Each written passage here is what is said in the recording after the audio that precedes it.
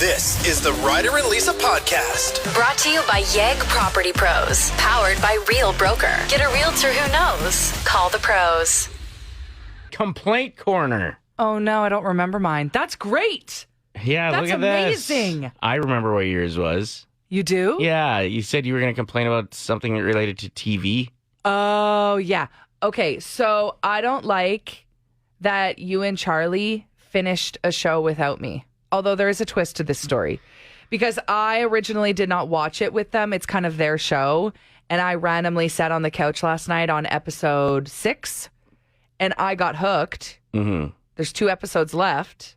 But I had to go to the gym. So I was like, don't keep watching this. I want to watch the rest with you. And then they proceeded to watch it after I left. Well, yeah, like you just admitted, you weren't watching the show with us for the first 5 episodes. And all of a sudden now you're in. I'm trying to take ownership. Calling the shots. Yeah. It's called The Trust. Oh, it's so good. Yeah, it's pretty good. So it starts off slow, apparently. See, I wouldn't know because I haven't watched the first 5 episodes, but I was telling all my girlfriends to start watching it, and they were like, 2 episodes in, they were over it. And I said, okay, well, then you should start on episode 5 because that's what got me hooked. I missed episode 2 and 3. My daughter just plowed through those episodes. But you didn't care? But then that didn't bother you? I jumped back in and it was fine. So if you do need to skip an episode or two of boring... Yeah, the boring stuff. Get rid of all the excess contestants on it. Like you don't get to call the shots on shows that you're not watching. Well, I was just mad because then I got home after the gym, saw that the episode had been watched. So it was just inconvenient to go into Netflix. Poor thing. And have to rewind an episode. That's my complaint. And everyone's complaints are valid. No. Yes. Okay, my complaint is about how long a 12-year-old can spend in Lululemon. Like money or time? Time. Well, both. Money. Yeah. Yeah. Like it got to the point that one of the staff members jokingly asked me if I wanted a part-time job because I was there for so long. And the worst part was, so my daughter had a pair of $118 pants that she got for her birthday. Which seems like a waste of money with the size of them. Yeah. Like, I can justify spending that on my pants because they're large. Yeah, she should be getting the yoga pants from Walmart for sure still. Yes. But it was her birthday present, so I get it. And I think it was her birthday present from her mom. Anyway, so she spends... like, no joke, 50 minutes. She was exchanging them for another pair? Yeah, is that what so it was? she was just, and like, that's big money for a 12-year-old, $118 to spend in Lulu. So she is trying on different outfits, pairing different things with each other. Seeing if she could get 2 things for the price of those 100%, leggings. Yeah, that's a process. In fact, it's gotten so bad that they almost need to create a section for dads. Yeah. Like that has a TV and a coffee machine. Like video games. Anything. Yeah, an arcade machine would be good in there. Just throw in the old Ninja Turtle game, we'd be fine. But after she finally decides on a zip-up black Lululemon jacket, that's like $135. She's got a $25 gift card as well. So that with the 118, we're good, right? Perfect. She gets in line, we get up there. The lady's like, okay, the pant return is $41. Get out. So her mom must have bought them on sale. And so now what? so she's just like, I guess I won't get the jacket. So you waited around and then she ended up not getting anything. Correct. Dad, why didn't you step up and pay for it? Because that's a $140 jacket for somebody who's going to outgrow it in a year. True. Not a chance. Radio Shark Tank. You're the sharks.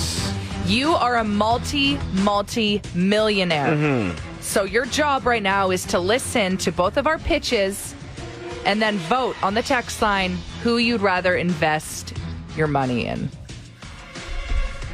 I got a banger today. So do I. All right, why don't you go first? All right, no problem. No problem. Hi, Sharks.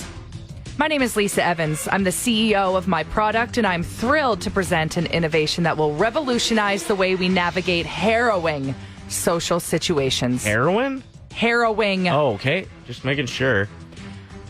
I introduce to you the Celluphony, the ultimate solution for avoiding unwanted conversations in public. We've all been there, stuck in an elevator, waiting in line, or simply walking down the street when someone we don't want to talk to is approaching us. The Celluphony is designed to save us from those awkward encounters by simulating a realistic phone conversation, giving you the freedom to stay engaged in a conversation of your choosing. Let's talk numbers, sharks. Social awkwardness is a widespread phenomenon affecting people from all walks of life. Our market research indicates 65% of individuals would be interested in a discreet device that helps them avoid unwanted conversations. So what do you say, sharks? Are you ready to fake it until you make it home without talking to people? Invest in the Celluphony today. Not bad. Not bad. You seem a little bit scared. I am.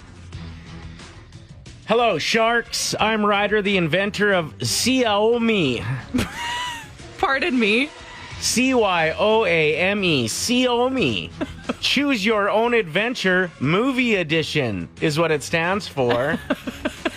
What would have happened if the ship would have steered right and missed the iceberg and Rose and Jack just lived happily ever after? What if in Pretty Woman, Richard Gere's character was actually a serial killer? Whoa. Imagine watching a movie and every half an hour, as soon as you start getting bored, then grab your phone and pretend like you're watching the movie still so your partner doesn't get mad at you. Instead, you got to choose if the film stayed course as a romantic Christmas film about falling in love with your high school crush, or instead you got to introduce Chucky to it. Absolute bloodbath. Choose Your Own Adventure Movie Edition. Pretty sure that's already been invented. All right, get your votes on right now. You're the sharks. Who are you investing your money with? Xiaomi or the Celluphony? So we're counting down the top 7 things about Dolly Parton that just remind you she is a international treasure. Let's get it. And needs to be protected at all costs. A lot of people don't know that Dolly has been married to Carl Thomas Dean since 1966. Even though she's one of the most famous people in the world, not a lot of people even know what he looks like. She prefers to keep her personal life very private, and he rarely accompanies her to public events. Just at home. Just chilling, being supportive king. Yeah, exactly. But from the comfort of his couch that she paid for. Coming in at number 6. True. She holds several Guinness World Records, including the record for most hits on U.S. Hot Country Songs chart by a female artist and most decades with a top 10 hit on the U.S. Country Songs chart. Yeah, she has been a recognizable name for a long time now. Number 5, Dolly Parton wrote 2 of the most covered songs in history. The first one? Paint It Black. I Will Always Love You. Oh. Famously recorded by Whitney Houston and Jolene. Both songs written on the same day. No. Put on the same album as well. What a day. What a day. If I Imagine waking up and just choosing to grab your pen and paper. And then you pump out 2 absolute jams. She definitely wrote I Will Always Love You first because Jolene is like 3 lyrics. Still iconic though. I'm not taking away from it. Coming in at number 4 on the top 7 reasons why Dolly Parton is a treasure that needs to be protected at all costs on her 78th birthday. She must be camera ready at all times. She does not take her makeup off when she goes to bed at night. She was quoted saying, "You never know if you're going to be somewhere in a hotel and there's going to be a fire. I leave my makeup on at night and I clean my face in the morning." Okay. When you do that, it means you just turned up too hard the night before, like hey? I drank way too many martinis. Yeah. Whoops. Number 3, Dolly Parton's Imagination Library of Canada is a free book gifting program devoted to inspiring a love of reading in young children. So she partners up with local community partners all across Canada, and you can enroll your children to receive monthly, high-quality, age-appropriate books in the mail free of charge. Dolly pays for it all. Awesome. And number 2 on the list, when she was born, her dad paid the doctor with a bag of oatmeal because he couldn't afford the fees. That's how long ago Dolly Parton was born. She's and a bag still of crushing it. She's a bag of oatmeal years old. Exactly. She's 78 years old today, and coming in at number 1 on our top 7 list of the reasons Dolly Parton needs to be protected at all costs.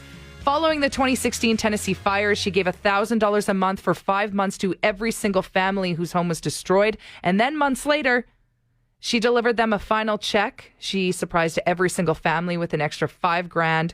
And that's how many families? I don't know. She's just the best. Happy 78th birthday to Dolly Parton. We made it to Friday, everyone. We did it. Look at us go. Congrats to the whole team. Congratulations, everyone. I came across a pretty funny thread yesterday of people talking about things that they do in hotels but don't do in their home. Yeah, you almost become the main character of a movie. Good when point. when you enter a hotel room, you're a different person. Yeah. The one that really resonated was wearing a robe. Because you never wear one at home. I have one. Like, I have a shower robe, I guess, and I don't remember the last time I put it on. Hotel, you see those white ones with the, like, strong-looking necks? You're like, yeah, I'm going to get me into one of them. Maybe I just need a better robe at home. Yeah, most dads have, like, a clunky navy blue one. Right. It's just been around for too long. Yeah. Get a nice white crusty. one. Yeah. Put towels on the ground was one of the answer. Eating Pringles in bed. Things that you do in a hotel but don't do at home. Stand naked in the window and look down at whatever city I'm in was one of the answers that made me laugh really hard. Oh, that's good. This one hit home too. The first thing I do when I walk into a hotel room is jump and belly flop onto the bed. Yeah, I've never done that. You don't want to break your bed frame. It's true. Got to be careful. It's expensive. $1,000. It's Ryder and Lisa's 1K wordplay. Brought to you by Out of Bounds Restaurant.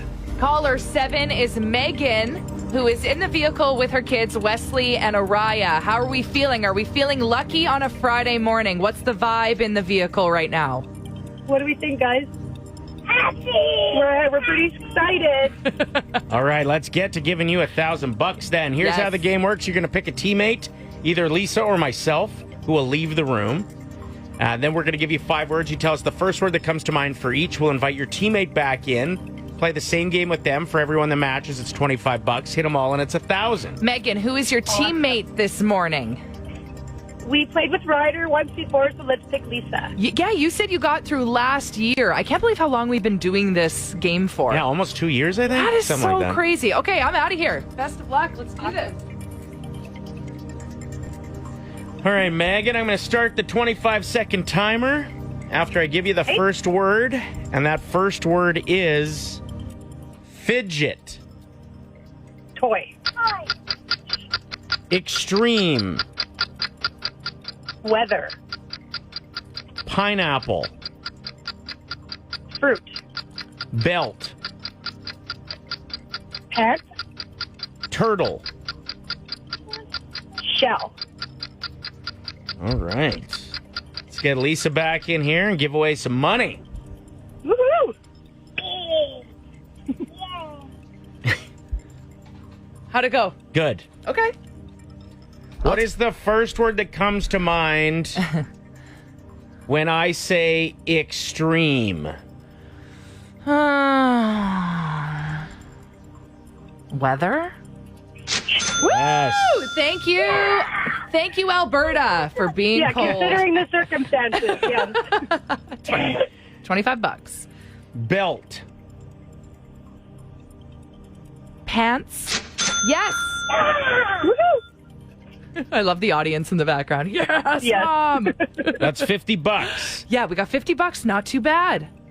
What's the first word that comes to mind when I say pineapple?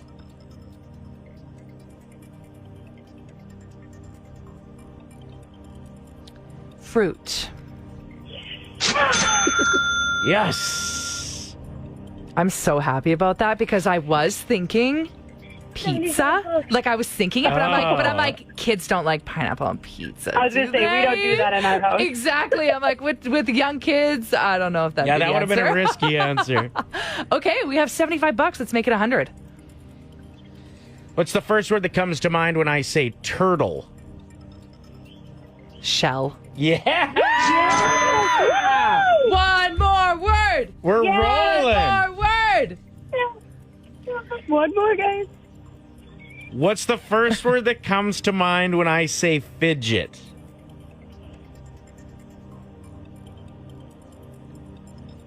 Fidget.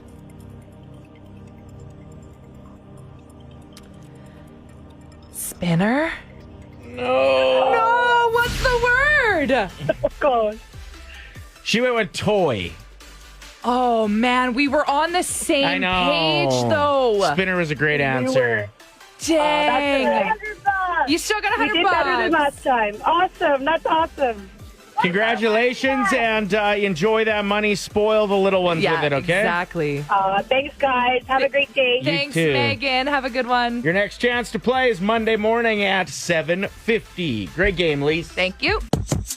We're talking about actively changing your last name. If maybe potentially your family did generations ago, they just pivoted. Mm-hmm. I know my best friend's last name is Prodal, but it's actually pronounced Prodale all over Saskatchewan. And his dad just liked the sound of Prodal more. Just decided one day. Actually, no. So, This like, is what it is. He goes by Prodal, and his brother and their family go by Prodale. Interesting, right? So get in with your stories. It could be a first name. It could be a last name. This one from Sarah says, I had a boss whose name is Terrace, but 90% of people mishear him and call him Terrence. Even people who knew him for 5+ years still call him Terrence. He never corrects them. And that seems to be the common denominator here. Yeah. The common answer is just people just give up and don't correct you. The reason we're talking about this is Taylor Swift's man, Travis Kelce, and his brother have a podcast, and their last name's not Kelce. Oh, the world's been talking about the Kansas City Chiefs star, but turns out everyone's been mispronouncing his last name